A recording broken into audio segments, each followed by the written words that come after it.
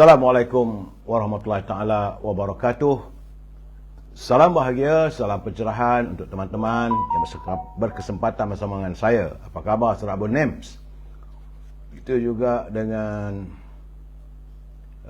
saudara Seli, Puan Seli, Mustafa Ilyas, Hulu Balang Gemilang, Hulu Balang Gambang, Madam K, Joka Karim, saudara Mazlan, gitu juga Aiman, saudara Abu Nem, Syahriza Husin, mengambil berkat. Saudara, saya sebut nama saya tak tahu dari mana sebab saya baca tiga-tiga sekali saya. Sebab kita bersiaran hari ini melalui Facebook, Instagram dan juga TikTok. Jadi saya lalu begitu, saya ambil nama saya, Sir McGee, Sir Osman Meli, Sir Aziz Muhammad, Sir Zainuddin, Judge Alamin, itu juga saudara Mira Harun, Abu Nem, Edi Hassan, Talib, Azizul Mak Yusof, daripada Bangsa, Puan Siti Zubaidah, daripada Taiping, Pak Ngahdi, saudara Ruby Din, apa khabar Bi? Moga sihat. Itu juga dengan saudara Muhammad Ramli, Rizal Ali, Uji, Syaliah, Waalaikumsalam. Semoga semuanya sihat sejahtera saudara. Itu juga dengan saudara Syahrul Sarif Safian, saudara Zainah Latif, bulan terang pada saudara Haris, username itu juga saudara Muhammad Nazri Syafi'i, Azmi Nordin dari Bagan Datuk Perak. Apa khabar orang Bagan Datuk? Yup. Saudara Raja Kamal, Raja Baizan, apa khabarku? Moga orang Sungai Petani sehat. Sofi, Nisha Hassan, John Ringo, nama memang sedap lah. Saudara Azizul bin Mat Yusof, Azizul Muhammad Yusof, saudara Edi Hassan, Ramzi John, Haji Bahar, apa khabar Tuan Haji? Puan Hamidah Kamat. Itu juga dengan Sofi, Alim Imtiaz, saudara Yusuf Zahari, saudara Amran Abi, Mustafa Hamid, Dian Shah, dia Kebawu Perak. So Puan Azizah Ibrahim, Abu Seman Hashim, saudara Azhar, Tuan Haji Azhar bin Abdul Manaf, apa khabar Tuan Haji? Saudara Yang Cik, Mahat Amin. Itu juga Ating, Nisha Hassan, Syah 54, Tok Subira dan teman-teman yang tak sempat saya santuni, saya mohon maaf. Tiga-tiga saya nak santun sekarang. Saya terima kasih hadir, membantu saya, menyokong saya dalam pencerahan ini. Tapi saya tak dapat menyantunkan seorang satu persatu saudara. Jadi kita harus teruskan pencerahan saya. Seperti biasa saudara, hari ini hari Selasa tanggal 6 Disember. Ini merupakan hari yang ke-993 virus corona menyerang negara kita. Menurut laporan sahabat kita daripada saudara Jamil Idris dan juga saudara Rio, semalam jangkitan ada sedikit naik, itu daripada 1502 kepada 1576. Lega sikitlah saudara, tidaklah sampai 2000. Cuma yang agak tidak menyenangkan, terdapat 3 kematian kesan daripada jangkitan COVID-19. Dan menurut saudara Jamil, terdapat peningkatan di 5 buah negeri. Saudara, ini di Johor, di Kedah, dia Susut, Selangor 637, Sabah 100 dan Kedah 146. 3 negeri saja saudara yang jangkitannya di atas 100. Lain-lain negeri alhamdulillah masih bertahan. Moga-moga kita dapat segera mengendurkan ataupun menumpaskan virus corona. Cuma yang dapat kita lakukan saudara hanyalah dengan menjaga kebersihan diri, menjaga penjarakan sosial dan membersihkan diri kita bila kita balik rumah, ya. Saudara Yang Cik kecewa dengan tindakan UMNO join dengan PH. Kenapa kecewa? Jangan kecewa. Hidup mesti diteruskan Yang Cik. Saya begitu juga dengan Poing Kamal, Jonich Hamzah, Salwa, saudara. Baik. Usai pencerahan tentang COVID-19, terima kasih saudara Jamil Idris dan Rio atas kiriman anda. Kita masuk segmen minta izin saudara. 3-4 minit saja, itu untuk saya mewawarkan produk teman-teman kita yang berniaga. Sebab itu saya katakan berniagalah anda. Jika anda mempunyai produk, sila hubungi Al-Azhar di talian 0113304141 supaya saya boleh mewawarkan produk anda dalam segmen e-commerce ini, saudara. Al-Azhar masih terus mengekalkan perniagaan setangi al-bakurnya. Itu semacam kemian bila dibakar harum semerbak untuk rumah kita. Rumah yang wangi adalah kecintaan para malaikat. Rumah yang dan juga kebencian para syaitan, saudara. Al-Azhar juga memasarkan minyak wangi. Minyak wangi daripada tanah Arab. Kalau tanya dengan saya menyarankan carilah daripada beliau itu minyak wangi Amir Al-Khud, berasaskan kepada pati kayu gaharu. Andainya anda tidak dapat berhubung dengan Al-Azhar, boleh hubungi Siti Farehah di talian 017-711-4300. Siti Farehah, dia berniaga dendeng manis Siti Farehah. Sedap dimakan, saudara. Boleh makan dengan nasi, dengan pulut, dengan roti dan sebagainya. Kalau teman-teman yang tinggal di Lembah Kelang, boleh hubungi Syauqi di talian 012-357-5703 untuk memesan buah-buahan supaya buah-buahan tersebut terus dihantar ke rumah anda. Dan tentulah makanan paling saya suka iaitu popiah sira Lady Maria. Memang sedap, saudara. Rasanya pedas, rangup dan manis. Hubungi saudara Nizam di talian 019-435-1203. Untuk teman-teman yang nak berniaga di kawasan anda, tim Nurasyah sedang mencari rakan-rakan perkongsian perniagaannya. Wakil di kawasan anda boleh hubungi tim Nurasyah di talian 018-279-4288, saudara. Tim Nurasyah memasarkan produk kosmetik wanita yang mesra, air semayang, boleh dibuat semayang, saudara. Begitu juga makanan segera dan susu segar, saudara. Dan jangan lupa, saudara, sahabat kita, saudara Zul di toko jamu Kemaman. Hari ini saya memberi pencerahan tentang madu tualang gold, saudara. Besar ni. Madu tualang gold ini adalah madu yang dihasilkan oleh lebah hutan tropika. Dijamin berkualiti, asli, daripada hasil bunga-bungaan liar hutan tropika. Ia untuk meningkatkan imunasi antibodi, mempercepatkan penyembuhan luka, mengawal paras gula dalam badan, baik untuk tekanan jantung dan mengawal tekanan darah, dan amat sesuai sebagai antara rawatan susulan COVID-19. Jangan lupa, saudara, madu tualang gold, kualiti, special quality, saudara. Juga yang ni rare, susah nak dapat, saudara, saya katakan, iaitu madu kelulut hitam. Madu kelulut hutan ini, saudara, nama sertifikatnya adalah Trigona Saiz OPP. Dijamin berkualiti dan asli. Saiz ada pelbagai, tapi yang saya pegang ini adalah 1,5 kg. Baik untuk rawatan mata, mencegah katarak, antioksida dan anti radang. Ia turut menurunkan kadar gula dalam badan, rawatan kencing manis serta menghalang pembentukan sel kanser, saudara. Ini madu kelulut hutan. Saudara boleh hubungi saudara Zul, toko jamu Kemaman di talian 019-917-0449. Terima kasih untuk memberi kesempatan pada saya mewawarkan produk teman-teman kita. Ya, Puan Junaidah Osman, saudara Abu Hassan Budin. Di sini hujan, ya, hujan tadi, saudara. Saudara Puan Raidah Kamarudin dari Ipoh Perak. Begitu juga dengan saudara Kamarudin Zainal, suka-suka di TikTok, saudara. Sunan Mat Taya Azli Rahman di Instagram, saudara. Juga saudara Ramli Daud, apa khabar anda daripada Pekan, saudara. Baik, kita masuk segmen naluri kehidupan, saudara.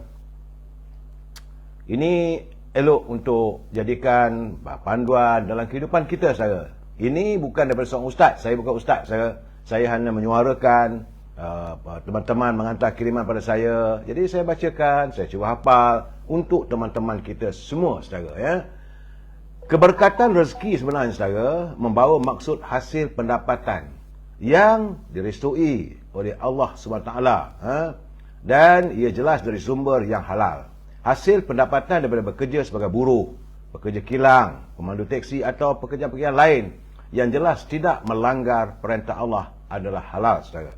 Manakala hasil pendapatan yang melanggar hukum Allah seperti berjudi, menjual arak, menipu, melakukan rasuah, menyamun, ataupun melacur. Ini semua memang jelas haram dan tidak mendapat keredaan ilahi, saudara. Kemuliaan hati seseorang individu diukur dari sumber pemakanan yang halal. Menurut Imam Al-Syafi'i, terdapat 5 perkara untuk memelihara hati, iaitu sentiasa membaca Al-Quran dan menghayatinya, sentiasa mengosongkan perut, itu berpuasa, menghadiri majlis ilmu dan bersama-sama dengan orang-orang yang soleh, mendirikan solat malam serta sentiasa memohon pertolongan daripada Allah Subhanahu Wa Taala, saudara. Jadi dalam hadis Al-Bukhari dan Muslim ada menyatakan bahawa baginda Rasulullah SAW bersabda, sesungguhnya yang halal itu jelas, yang haram itu juga jelas. Di antara perkara halal dan haram dinamakan syubhat, yang tidak diketahui oleh orang ramai. Jadi sesiapa yang menjauhi daripada perkara syubhat, sungguhnya dia telah menyelamatkan agama dan kehidupannya. Barang siapa yang melakukan perkara syubhat, sungguhnya dia telah melakukan perkara yang haram. Syubhat ini perbuatan yang jahat, yang tidak baik, tapi disembunyikan. Tapi masih lagi, saudara, haram di sisi Allah SWT. Saudara, itulah ketika untuk naluri kehidupan kita.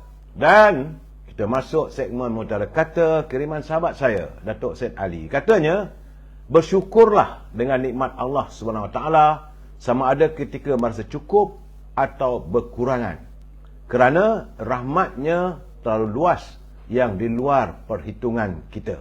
Sebenarnya, saudara, rahmat Allah SWT itu terlalu luas dan kita tak mampu untuk menghitung. Di luar perhitungan kita, saudara. Tiba-tiba saja, dari segi kalau cari rezeki, tiba-tiba datang rezeki yang tidak kita jangkakan.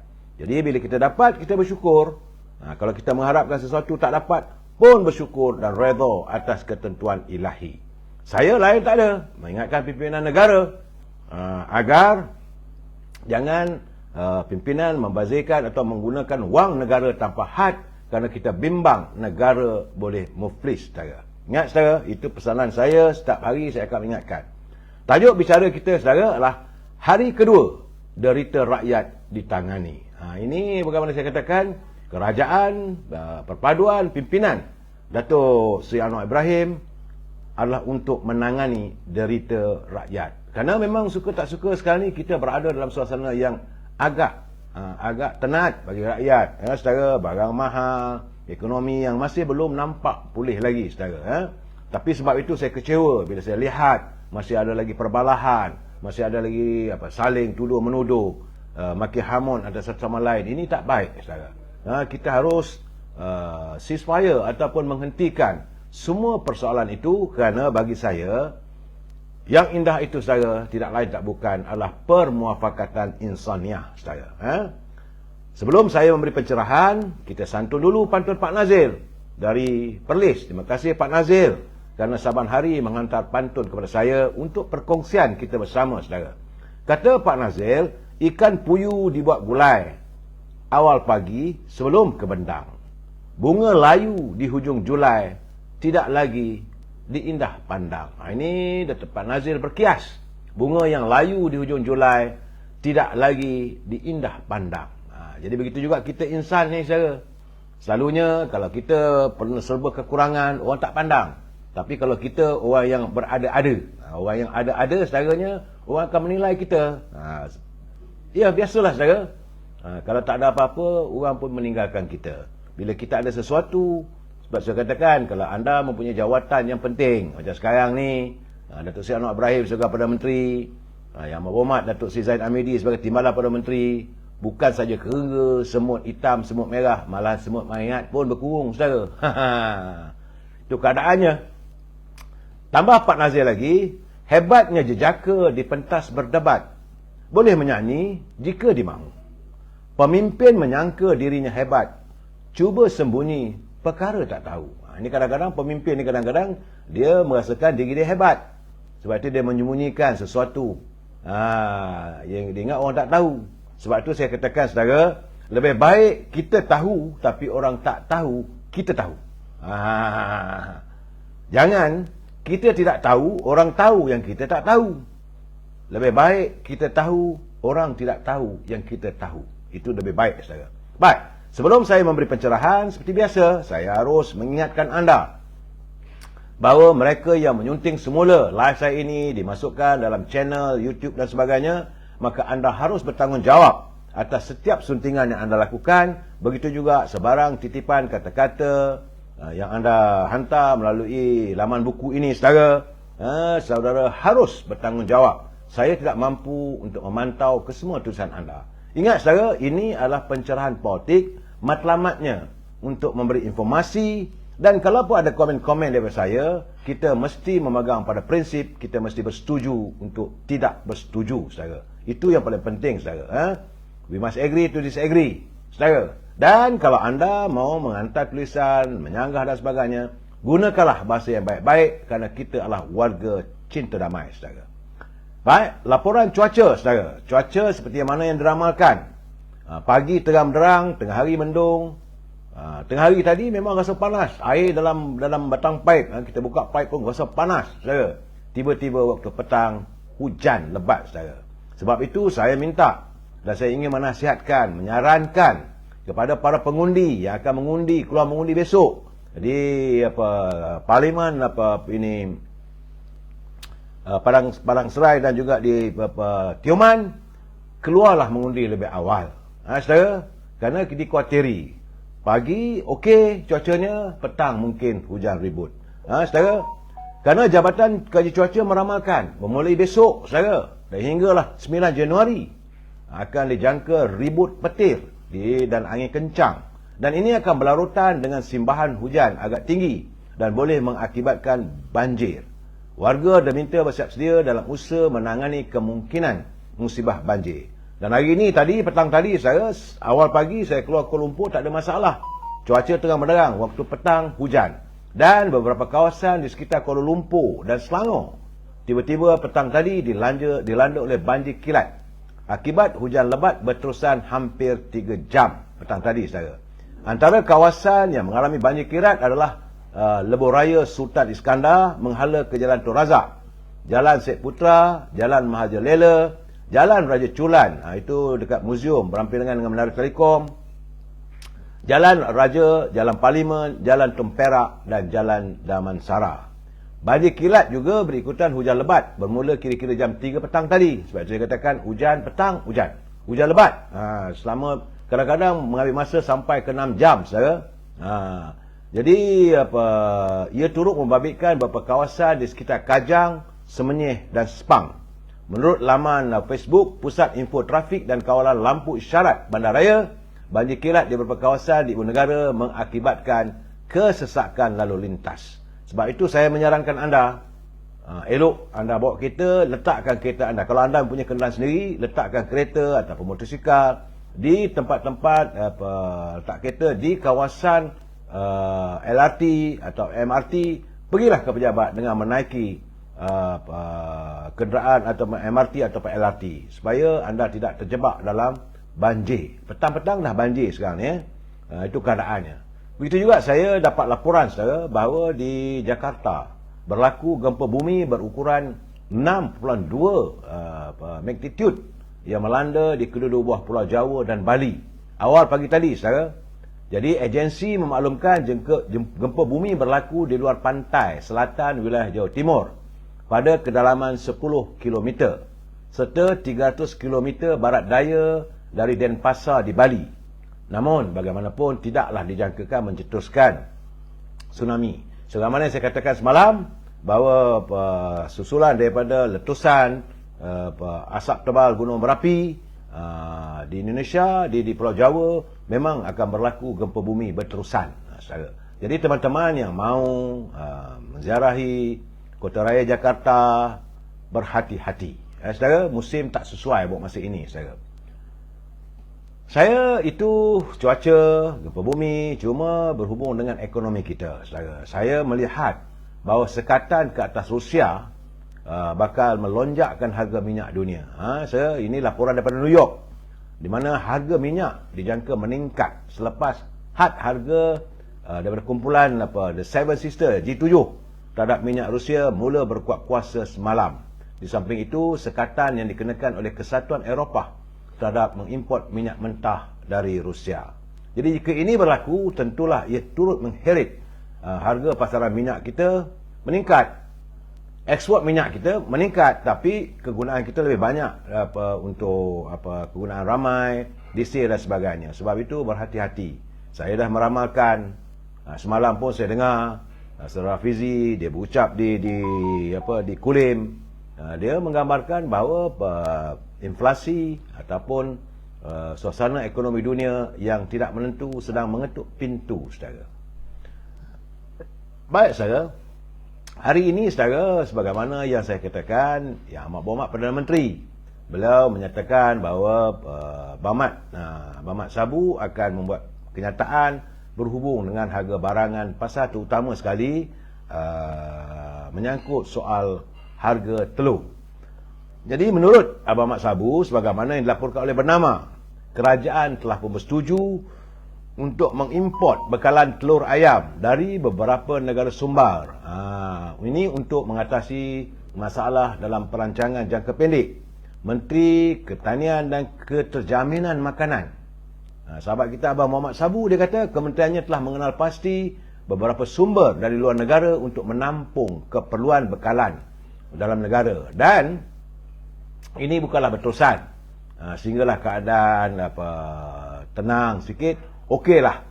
Dan Kementerian Pertanian akan memastikan kualiti mengikut piawaian yang ditetapkan oleh Kementerian Pertanian, ya, saudara. Kerana rupanya, saudara, negara kita untuk 1 bulan, baru saya dapat tahu, untuk 1 bulan negara kita memerlukan sejumlah 968 juta butir telur ayam.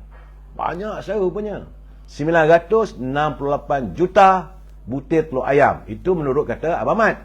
Jadi sebab itu suka tak suka terpaksalah diimport bagi memastikan harga dan juga bekalan telur berterusan.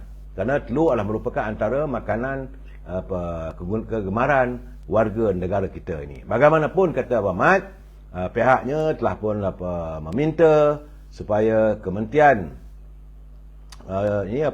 ketua suksa Kementerian Pertanian dan Keterjaminan Makanan, Datuk Aslina Abdul Hamid, untuk melihat impak kepada mengimport telur ayam dari sumber luar. Apakah ini akan menekan tentang pengusaha-pengusaha ayam telur tempatan, katanya.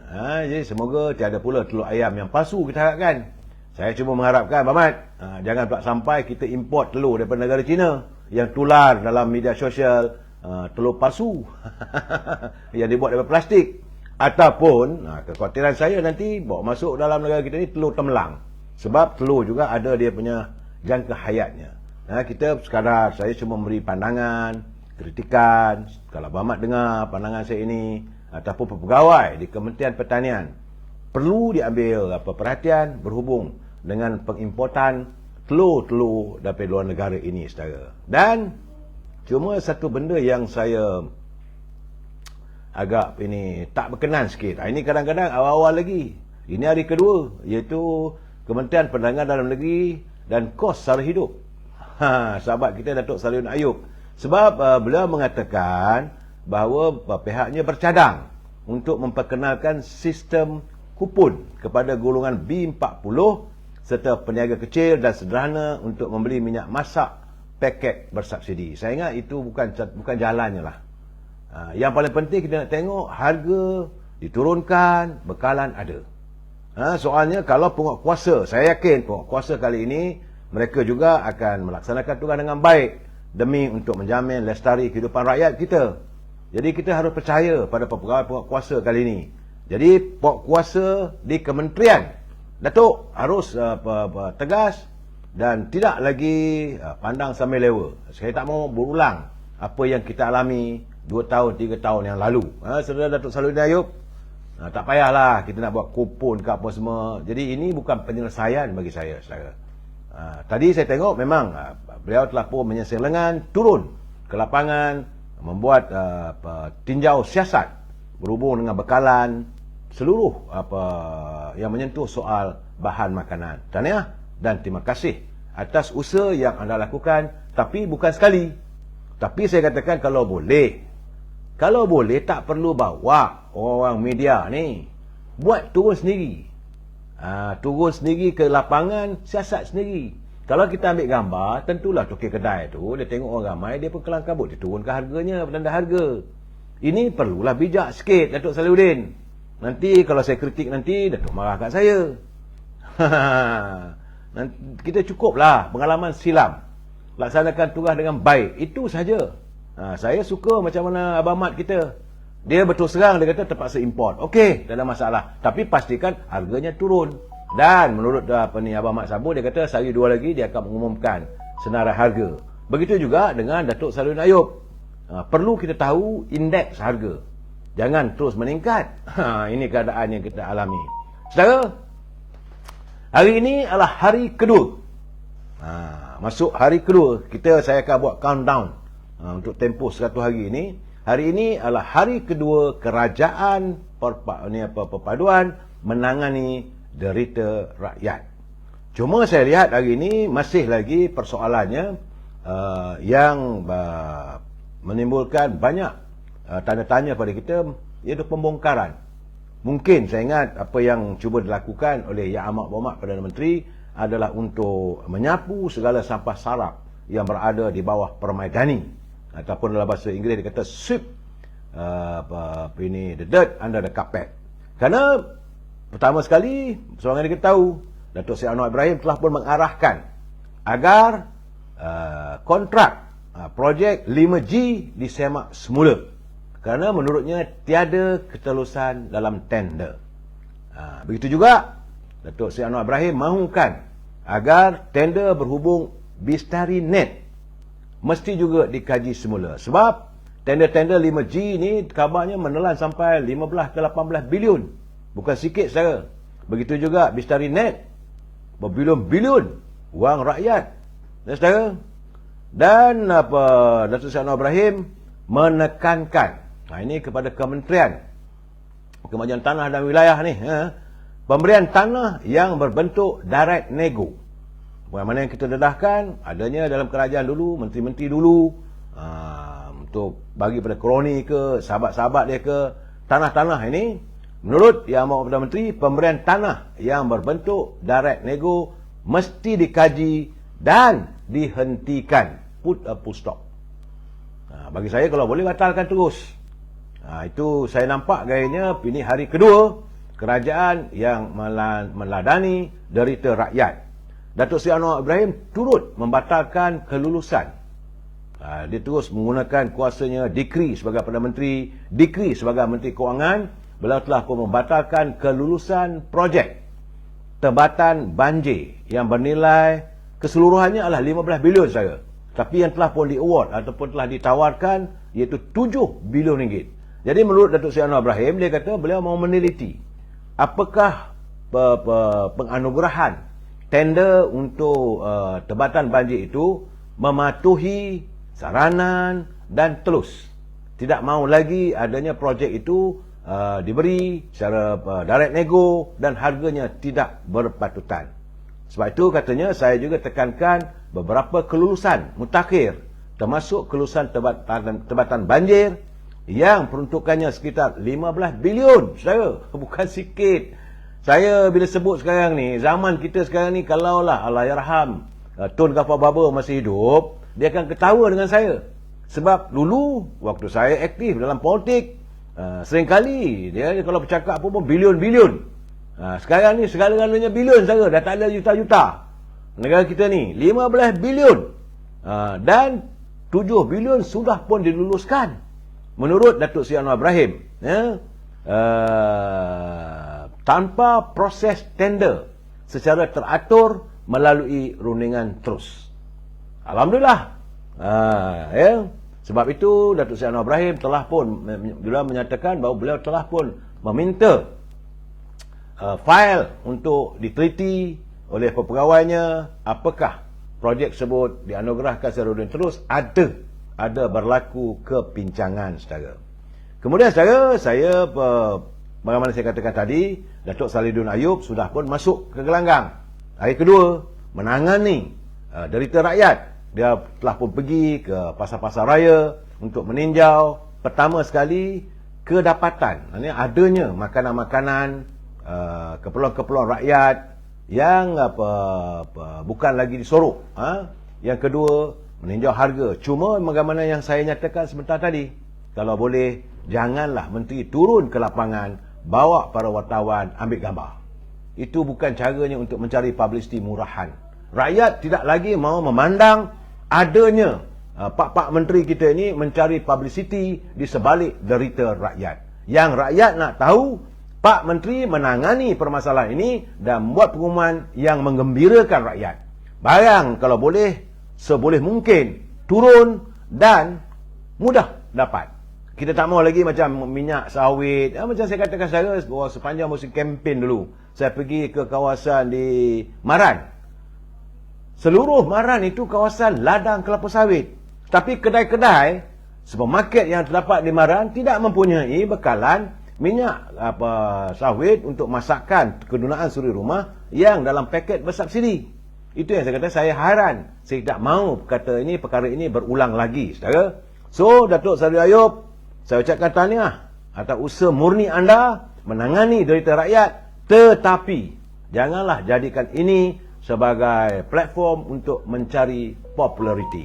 Saya yakin Datuk Seri Anwar Ibrahim tidak suka untuk mencari populariti dalam menangani derita rakyat, saudara. Cuma yang saya lihat dalam hal itu, macam mana saya katakan, ini yang masuk ayat kedua. Sudah pun wujud perbalahan. Perbalahan itu jawab menjawab. Kerana Persatuan Agung PAS Datuk Seri Takayuddin Hassan, menurut Datuk Seri Anwar Ibrahim, dinasihatkan agar tidak gopoh mengeluarkan kenyataan penafian berhubung dengan wang judi katanya yang ada dapatannya yang katanya digunakan sepanjang musim pilihan raya. Jadi menurut Perdana Menteri, hari ini Perdana Menteri dah masuk ke pejabat. Cuma tak seronoknya tadi saya dapat laporan tadi dalam TikTok saya tempat pembuangan sisa pepejal sampai sarap tu ada sedikit berlaku kebakaran. Janganlah pula ini akan menyangkut sampai pejabat Kementerian Kewangan terbakar pula. Kerana banyak fail-fail yang di situ yang perlu disemak. Jadi Datuk Seri Anwar Ibrahim memulakan tugas secara rasmi selaku Menteri Kewangan. Dia tidaklah berada di pejabat PMO, tapi beliau masuk ke pejabat Kementerian Kewangan. Beliau menyatakan bahawa Datuk Seri Anwar Ibrahim mengatakan, saya nak nasihatkan Datuk Seri Takayuddin, jangan gopoh. Saya sekarang di Kementerian Kewangan dan ada dokumen bersama saya. Itu katanya dalam satu sidang media di Kementerian Kewangan. Datuk Seri Anwar Ibrahim menyatakan demikian sebagai mengulas kenyataan Datuk Seri Takayuddin yang kesal dengan tuduhan berunsur fitnah.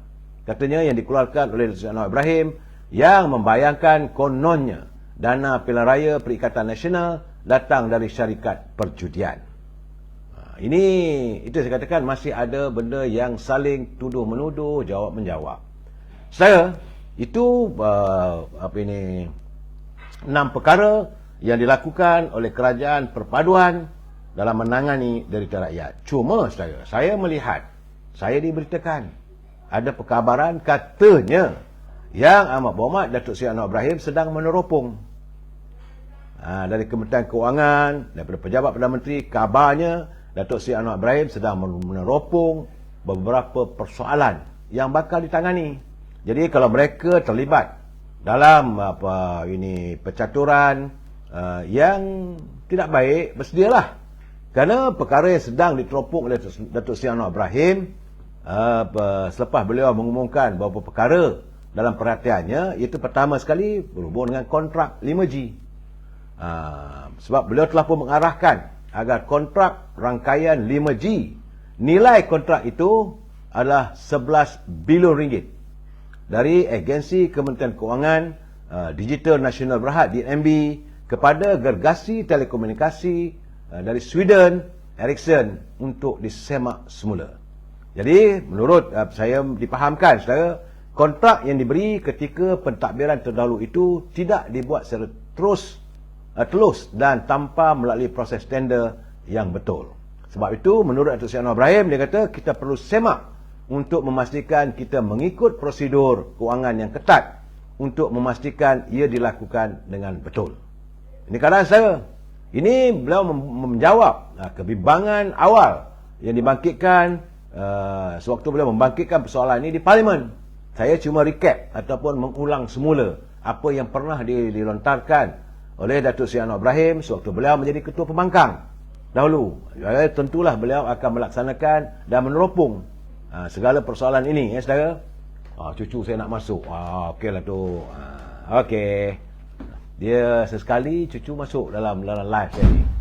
Begitulah keadaan saya.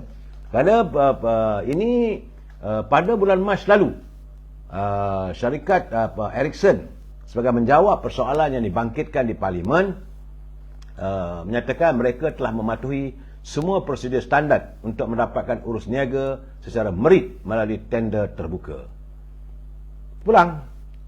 Perkara kedua, saya nampak yang akan diterupung oleh Datuk Seri Anwar Ibrahim, ya, saya, iaitu Perdana Menteri akan melaksanakan satu gesaan yang pernah disuarakan. Perkara ini disuarakan olehnya 6 bulan lalu, supaya padi beras nasional berhad itu bernas berkongsi keuntungan dengan pesawah miskin, dan beliau telah pun menegur antaranya lah pemilik bernas Tan Sri Syed Mokhtar Al-Bukhari semalam berhubung monopoli import beras. Bagaimanapun walaupun dibangkitkan oleh Menteri Besar Penni Kedah, seolah-olah katanya Datuk Seri Anwar Ibrahim menekan usahawan Melayu, sebenarnya bukan begitu. Kerana sudah ada perbincangan awal antara Datuk Seri Anwar Ibrahim dengan Tan Sri Syed Mokhtar Al-Bukhari. Pihaknya juga telah bersetuju untuk memberi pulangan keuntungan sedikit kepada warga petani. Mungkin dalam bentuk apa pun tak tahulah, subsidi dan sebagainya. Jadi mulai tahun depan Tan Sri Syed Mokhtar Al-Bukhari menyediakan 50 juta. Peruntukan 10 juta kepada pesawah miskin pada bulan ini, saudara, dan 50 juta setiap tahun.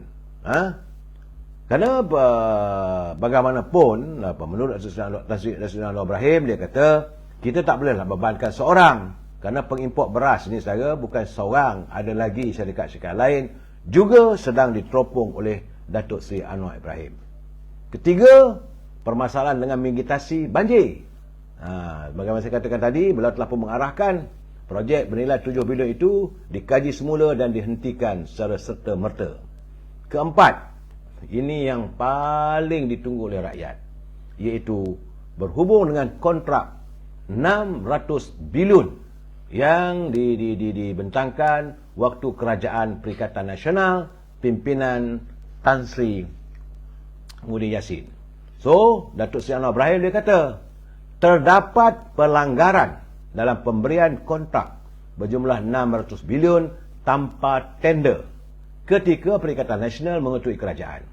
Bagaimanapun, ini dijawab oleh Tan Sri Muhyiddin. Dia kata dia tidak pasti bagaimana angka itu timbul dan membangkitkan sama ada terdapat pihak yang terkeliru dengan peruntukan 530 bilion dalam pakej ransangan ekonomi. Jadi Datuk Seri Anwar Ibrahim setakat ini tidak menyatakan dengan jelas berkaitan pelanggaran apa yang dimasukkannya dalam pemberian kontrak yang dimaksudkannya. Namun siasatan akan dibuat bagi memastikan jika ada sebarang penyelewengan atau korupsi berlaku, pasti akan diambil tindakan. Ya, sebab itu Datuk Seri Anwar Ibrahim mengingatkan Tan Sri Muhyiddin supaya tidak mencabar kerajaan.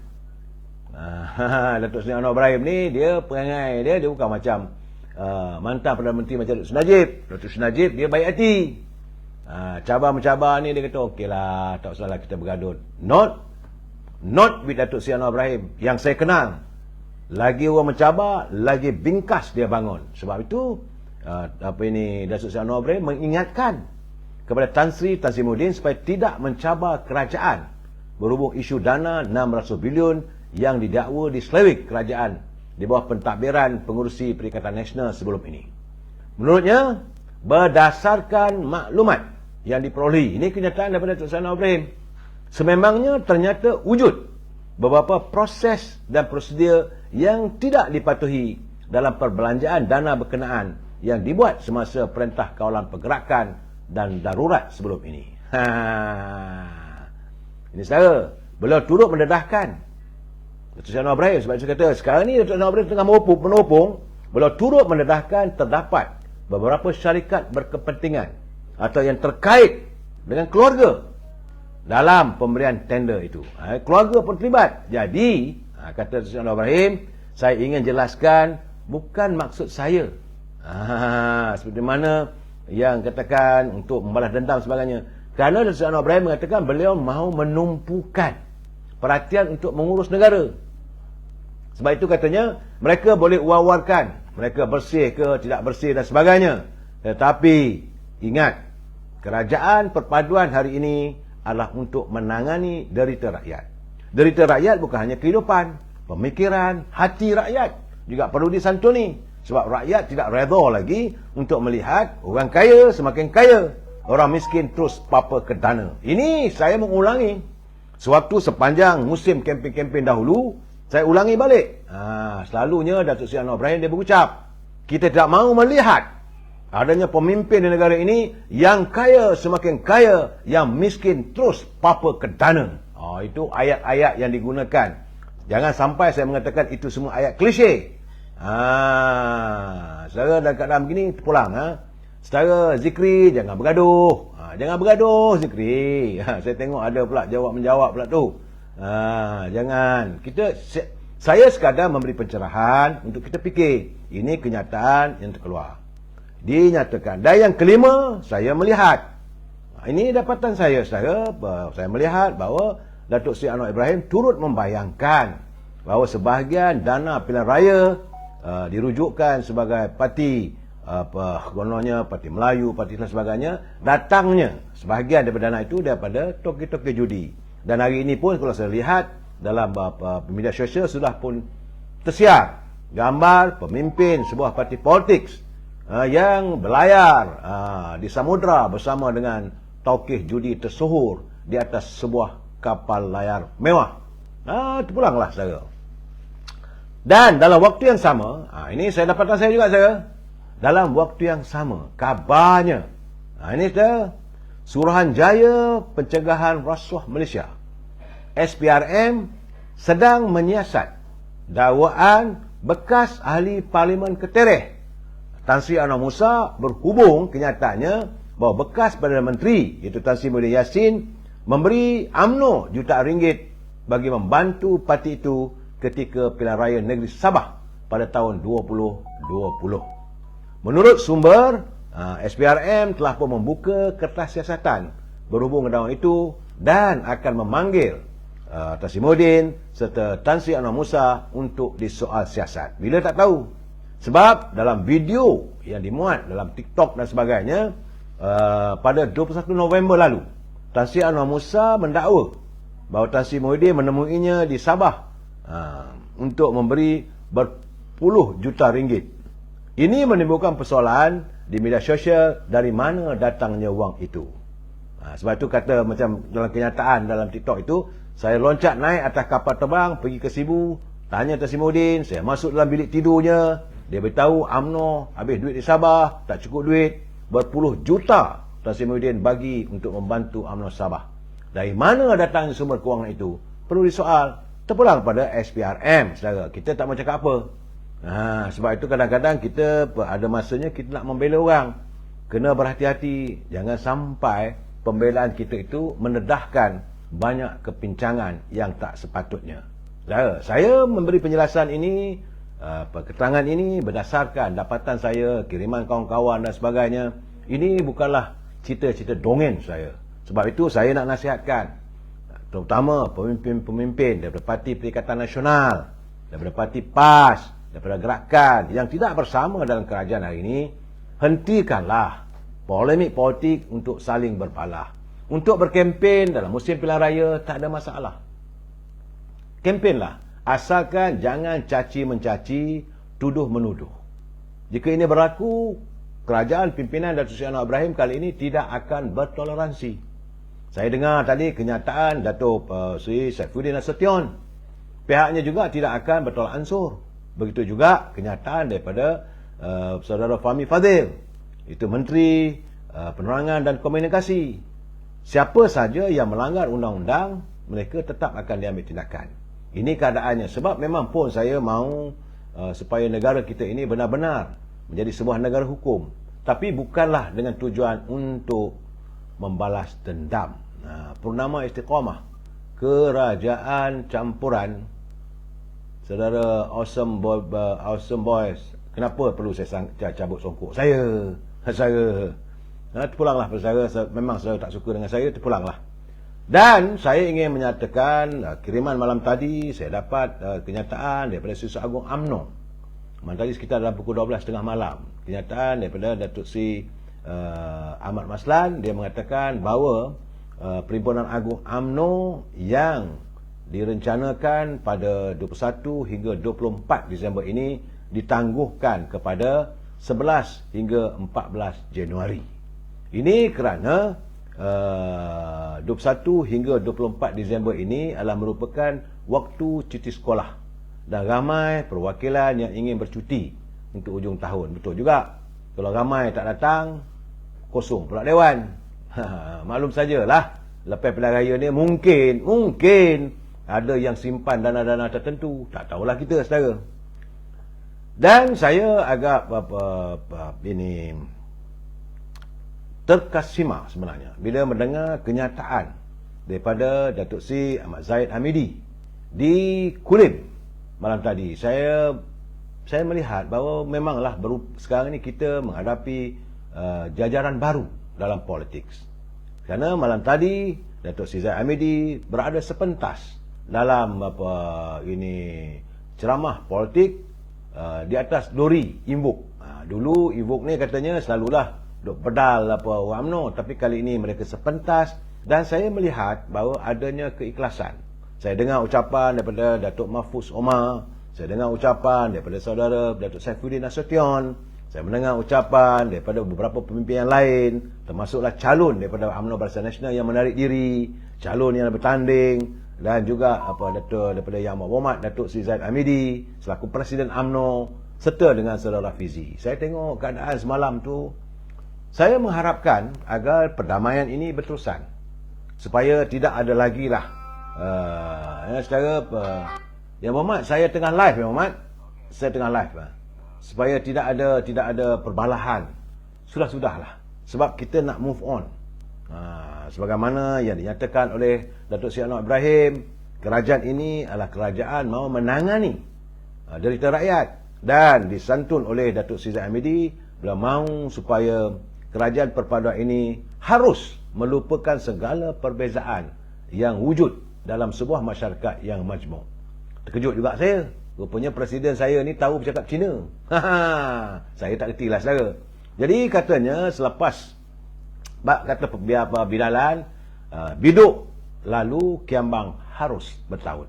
Kita warga bangsa yang cinta damai tidak seharusnya terus terjebak dalam perbalahan politik yang bersikap chauvinis, saling benci-membenci antara satu sama lain. Kerana jika perasaan membenci sama kita ini terus disemai dan diadaptasikan dalam kehidupan kita, ini merupakan bom jangka yang boleh menghancurkan negara kita yang aman damai saudara. Mengapa Menteri Ekonomi, secara perunding ekonomi saya tak tahu. Kerana sekarang ini biarlah dia buat kerja. Ini masuk hari kedua saudara. Kalau nak buat komen, semalam pun kita boleh komen dah. Kita, sebab saya katakan tadi, bahawa kita menanti satu hari apa yang akan ditangani oleh Menteri Ekonomi. Sebab saya tengok malam tadi saudara Rafizi bercakap betul serang. Dia bercakap betul serang, dia kata barulah dia tahu sekarang ni susahnya untuk menghadapi hari-hari yang mendatang. Masa berada di pentas sebagai pembangkang, sedaplah membangkang saja. Kali ini mereka, Datuk saudara Rafizi, beliau menjadi Menteri Ekonomi. Banyak persoalan ekonomi yang perlu ditangani. Apakah buah tangannya itu sesuai? Selama ini dia kata dia boleh bercakap je dalam Invok selama 5 bulan dia kata. Begitu juga sebab itu Datuk Sri Zahid Hamidi menyarankan kita berhentilah untuk saling fitnah memfitnah, kita saling bermusuh-musuhan, kita santunilah masa depan warga kita. Cuma saya melihat tadi saudara, sebab saya terkenang kawan-kawan bertanya dengan saya tentang berlakunya perebutan dalam UMNO, saling tikam menikam dari belakang. Cuma saya berbual dengan 2-3 orang kawan, saya tanya kat mereka, saya kata okeylah, cuba jelaskan kepada saya, anda sebagai orang UMNO, siapa yang boleh yang kita rasakan yang sesuai? Kalaulah betul-betul anda nak Dr. Sri Zahid Hamidi ini digantikan, siapa? Dan siapa selepas itu? Saya melihat sebenarnya Parti UMNO juga selepas era Datuk Sri Zahid Hamidi dan Datuk Muhammad Hassan, kita akan menghadapi ketandusan pimpinan. Cuba fikir baik-baik.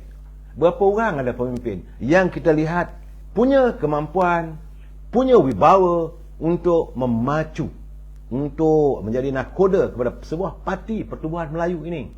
Sebagaimana yang dialami oleh Datuk Sri Zahid Hamidi.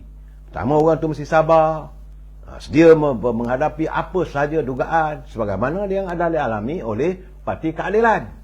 Saya jangan lupa, teman-teman di Parti Keadilan juga pernah saya tanya, seandainya Datuk Seri Anwar Ibrahim dah tak ada, dah bersara dari politik ke, dah tak ada nanti, siapa nak ganti? Cuba tengok wajah-wajah yang ada dalam Parti Keadilan, yang punya aura, punya keterampilan sebagaimana Datuk Seri Anwar Ibrahim. Sebab itu sewajarnya kita warga Cinta Damai beri kesempatan pada mereka. Datuk Seri Anwar Ibrahim, pimpinlah Parti Keadilan dan carilah pimpinan-pimpinan masa depan supaya negara kita bergerak ke hadapan. Apa yang anda lakarkan untuk menangani kehidupan rakyat ini berterusan. Begitu juga pada warga UMNO. Jangan kita asyik nak menjatuhkan apa kita dapat. Jangan kita asyik melontarkan kata-kata hina. Jangan kita terperangkap dengan mereka yang kemaru untuk berkuasa. Sebab itu saya katakan memang tidak dinafikan. Memang tidak dinafikan bahawa ada usaha-usaha sedang dilakukan untuk meroboh kerusi Presiden UMNO. Kerana seandainya mereka dapat merampas jawatan Presiden UMNO, mereka akan membawa parti ini untuk dijaja, untuk dilelong kepada orang yang kemaruk kuasa. Apa akan jadi pada negara kita? Apakah kita masih lagi mahu mengizinkan saudara Mr. Bar 2022 dia kata Zahid Hamidi dan Tok Mat adalah gandengan terbaik. Saya tak nafikan. Setakat ini dua orang je. Saya tak maulah nak namakan orang tu orang ni, tapi cuba kita fikir. Bukan kita tidak mencuba. UMNO telah pun mencuba naik presidennya. Kita ada 3 naik presiden. Naik presidennya Datuk Ismail Sabri, naik presidennya Datuk Khalid Muhammad, Datuk Mahathir Khalid. 3 orang naik presiden. Wibawa mereka macam mana? Saya tidak maulah untuk merendah-rendahkan, tidak saya. Tapi karismanya, aura kepimpinannya, ini perlu dilihat. Jadi warga akar umbi di peringkat warga UMNO khususnya. Jadi saya minta parti lain yang campur dulu saya. Warga akar umbi UMNO fikir sebelum kita termakan dengan dedak, sebelum kita termakan dengan janji, seribu mimpi oleh mereka yang sedang menjanja. Mereka telah menjajah untuk merampas jawatan sebagai Presiden Parti UMNO. Seandainya mereka berada di tampuk anjung kuasa di tingkat 38, mereka sedang berusaha untuk meroboh kerajaan yang ada hari ini. Kerajaan yang dipilih oleh rakyat. Walaupun tidaklah majoriti sebagaimana yang diharapkan, tapi rakyat telah membuat ketetapan 82 kerusi diberi oleh rakyat kepada Parti Keadilan ataupun Pakatan Harapan, dan 30 diberi pada UMNO. Kita harus menghormati pada kehendak rakyat. Dan kenyataan Datuk Sri Zahid Hamidi, dia mahu kalau boleh kerjasama ini berterusan. Kalau kerjasama ini berterusan, kita masih saling tuduh menuduh, caci mencaci, dia tidak akan berlarutan. Seandainya orang lain pula yang mengambil alih, berlaku macam langkah Sheraton, apa nak jadi pada kerajaan kita? Saya dengar pula kenyataan ada pemimpin UMNO mengatakan dalam tempoh 6 bulan nanti bahawa kerajaan perpaduan di bawah pimpinan Datuk Seri Anwar Ibrahim akan tumbang. Apa hal pula ni? Sejak sekarang ni Datuk Seri Anwar Ibrahim bersama dengan anggota kabinetnya, mereka sedang menangani. Tentulah dalam tempoh 30 hari pertama ini, orang bicara orang Inggeris dia mengatakan new broom sweep the dirt. Jadi penyapu yang baru itu tentulah akan membersihkan segala sampah sarap. Jadi kita beri peluang. Sebab itu ada teman-teman yang tadi bertanya dengan saya, apa Menteri Ekonomi buat? Baru 2 hari saya. Kita tengok dalam tempoh seminggu. Usai seminggu, kita tunggu selesai daripada 19 hari bulan Disember ini. Saya jangan lupa saya, yang saya paling merasa ngeri adalah kita sekarang ni masih belum ada bajet yang diluluskan. Dulu-dulu bulan 10, bulan 11 dah dilulus bajet. Sekarang ini, hari ini kita masuk sudah tanggal 6 Disember. Bajet negara belum diluluskan. Kalau bajet tidak diluluskan, bagaimana kaki tangan kerajaan nak dapat gaji? Perlu diingatkan bahawa setiap sen wang negara mesti mendapat kelulusan Parlimen. Jadi sebab itu, jangan kita beri kritikan saat-saat Datuk Seri Anwar Ibrahim sedang menangani bajet, nak mikirkan macam mana. Sebab bajet yang lalu belum diluluskan. Tentulah hari ini Datuk Seri Anwar Ibrahim mempunyai pemikiran yang agak berbeza. Untuk menambah baikkan pembentangan bajet tempoh hari. Dan dalam keadaan begini, saya jangkakan mungkin dalam 20 bulan. Tadi saya berjumpa dengan seorang pegawai dari Parlimen. Dia menyatakan kepada saya, dia kata besar kemungkinan 20 bulan ni bajet akan dibentangkan.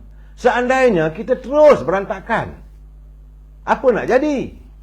Takkanlah sampai ke peringkat kita nanti Duli Yang Maulid Tak Agung campur tangan lagi, bertitah, apa pun bajet mesti diluluskan. Kan tak boleh saya. Biarlah sekarang ni rakyat dah memutuskan. Sebab itu saya bagi tahu pada teman-teman dalam dari Parti Perikatan Nasional. Perikatan Nasional rakyat dah buat keputusan 73 kursi. Pakatan Harapan 82 kursi. Nak marah, marahlah dekat UMNO.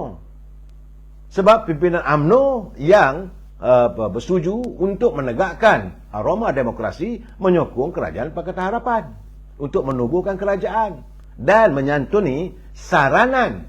Saya nak buat penjelasan juga sebab banyak orang bercakap ini titah tuanku. Bukan. Saranan. Duli Yang Mulia Tuan Agong yang melihat suasana dalam keadaan limbo ni, bagi dia menyarankan. Dan ini juga, suka tak suka, saya nak beritahu kesan daripada kesombongan pimpinan dalam Pakatan Harapan yang tak mahu membentuk kerajaan bersama dengan Perikatan Nasional, yang tak mahu membentuk kerajaan bersama dengan Pakatan Harapan.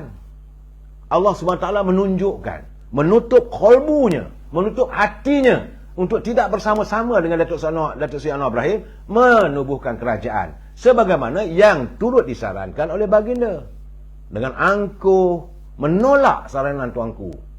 Bahawa partinya tak mahu sebab bahawa dia telah pun mendapat sokongan kononnya. Sedangkan dari segi realitinya, dari segi demokrasinya, Pakatan Harapan. Sebab itu bila tuanku menyarankan kepada Datuk Anwar Ibrahim, kepada Datuk Zahid Hamidi, kenapa tidak tubuhkanlah sebuah kerajaan ini untuk menangani kehidupan rakyat. Tak ada masalah antara Datuk Zahid. Tapi sekarang ini memanglah orang tengah tubi duk balon Datuk Zahid. Sebab itu saya harap teman-teman saya daripada Parti Keadilan, janganlah duk balon Presiden saya teruk-teruk sangat saudara. Sebab beliau mengabsahkan, ini kena ingat, orang kata apa ni, mata berpandangan, budi kedapatan. Beliau mengabsahkan legitimasi Datuk Seri Anwar Ibrahim sebagai Perdana Menteri untuk membolehkan tertubuhnya sebuah kerajaan. Dan hari ini saya menjangkakan besar kemungkinan kerajaan di bawah pimpinan Datuk Seri Anwar Ibrahim lebih mantap apabila teman-teman rakan-rakan daripada Sabah, daripada Sarawak bersama-sama menganggotai kerajaan perpaduan. Ini yang diharapkan, ini yang diimpikan oleh Duli Yang Mulia Tuan Agong. Dan sebenarnya rakyat juga begitu, dan pelabur-pelabur dari luar juga amat mengharapkan kembalilah negara kita ini kepada suasana politik dulu. Saya melihat semalam bila saya dengar ucapan Datuk Seri Zahid Hamidi, saya dengar pula ucapan saudara Mat Sabu, saya dengar ucapan Datuk Mahfuz Omar, saya mendengar ucapan daripada saudara Rafizi, saya terimbau bagaimana satu ketika dahulu begitulah suasana politik negara kita yang tentram dan masing-masing saling berusaha untuk menggapai yakin rakyat. Matlamatnya lain tak ada. Menawarkan tawaran untuk mengizinkan rakyat memilih pimpinan kerajaan meneruskan usaha-usaha untuk menangani persoalan keselamatan, persoalan kehidupan rakyat, ekonomi negara. Ini yang paling penting. Saya melihat secara terus terang saya katakan bahawa suasana itu sudah nampak. Saya dapat merasakan sebab saya pernah berada dalam sebuah suasana di mana negara kita waktu itu UMNO kukuh, Barisan Nasional kuat.